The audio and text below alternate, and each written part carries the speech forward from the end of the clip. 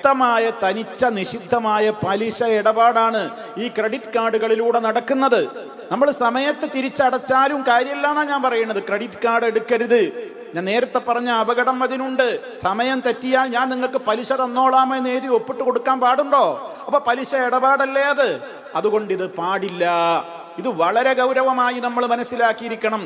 എന്താണ് പലിശയുടെ ഗൗരവം എന്നുള്ളത് എത്രത്തോളം പഠിപ്പിക്കപ്പെട്ട ഒരു മതമാണ് ഇസ്ലാം. പലരും ഇതിൻ്റെ സുന്ദര മോഹന വാഗ്ദാനങ്ങളിൽ അങ്ങോട്ട് കുടുങ്ങാണ്.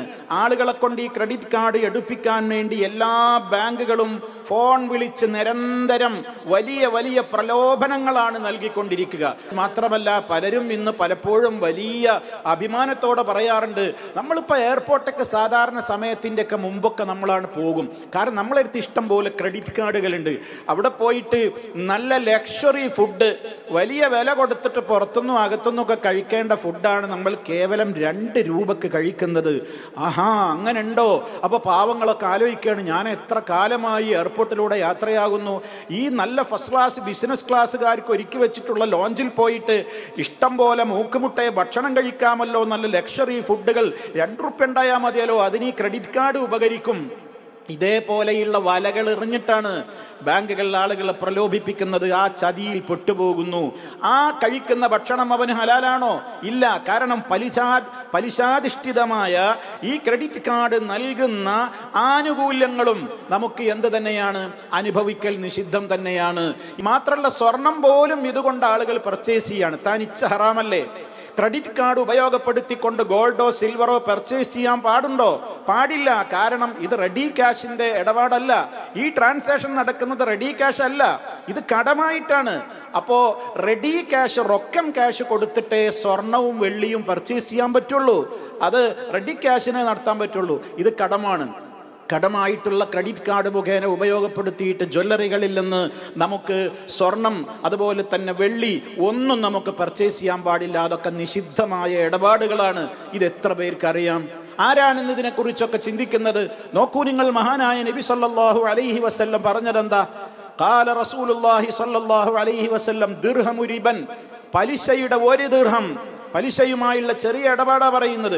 പലിശയുടെ 1 ദിർഹം യഅ്കുലുഹു റജുലു, ഒരാളത് ഭക്ഷിക്കുന്നു, വഹുവ യഅലമുഹു, അറിഞ്ഞുകൊണ്ട് ഒരാൾ പലിശയുടെ 1 ദിർഹം ഭക്ഷിക്കുന്നുവെങ്കിൽ അശദ്ദു മിൻ 36 സനിയ, 36 തവണ വ്യഭിചരിക്കുന്നതിനേക്കാൾ കടുപ്പമുള്ളതാണ്. സുബ്ഹാനല്ലാഹ്.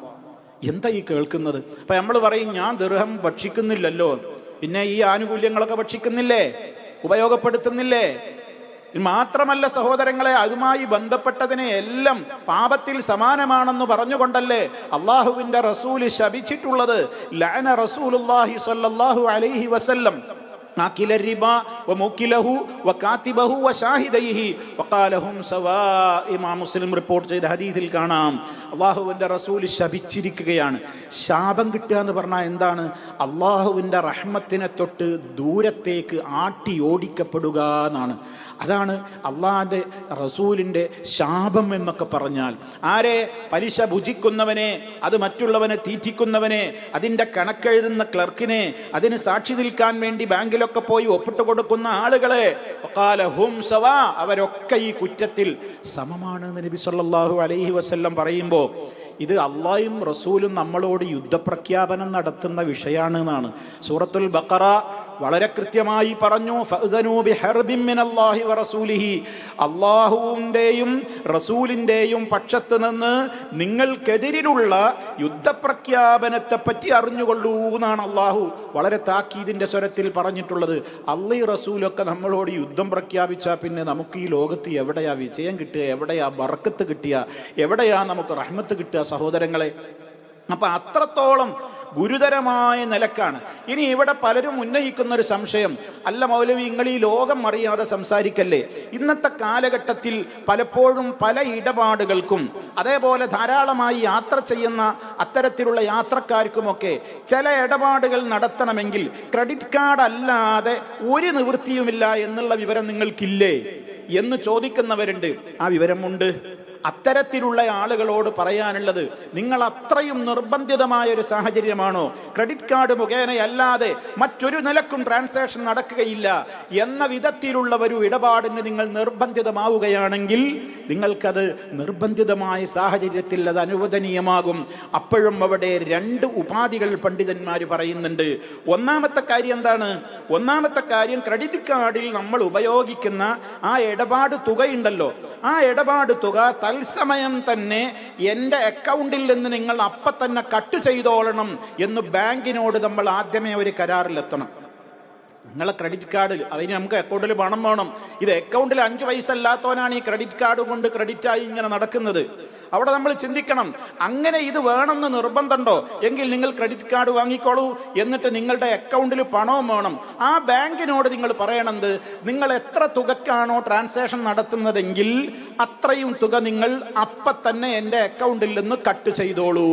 അപ്പൊ പിന്നെ അവിടെ പലിശ വരുന്നില്ല. അപ്പൊ അവിടെ പലിശയുടെ ഒരു ഇനം അവിടെ വരുന്നില്ല. ഇനി അതല്ലെങ്കിൽ രണ്ടാമത്തെ മാർഗം എന്താണ്? ബാങ്ക് കട്ട് ചെയ്യുന്നില്ലെങ്കിലും നമ്മൾ എന്ത് ചെയ്യുക, നമ്മൾ നടത്തുന്ന ഇടപാടിന് തുല്യമായ തുക എൻ്റെ അക്കൗണ്ടിൽ ഉണ്ട് എന്ന് ഞാൻ ഉറപ്പ് വരുത്തിയിട്ട് അത്രയും തുകക്ക് മാത്രമേ ഞാൻ എന്ത് ചെയ്യാവൂ, ട്രാൻസാക്ഷൻ നടത്താവൂ, ഇടപാട് നടത്താവൂ. എന്നിട്ട് എന്ത് ചെയ്യണം, ഉടനെ തന്നെ അത്രയും തുക ഞാൻ അടച്ചു തീർക്കുകയും ചെയ്യണം. അപ്പോഴും പലിശ വരുന്നില്ല. ഇതൊക്കെ അനിവാര്യമായ സന്ദർഭങ്ങളിൽ മാത്രമാണ്.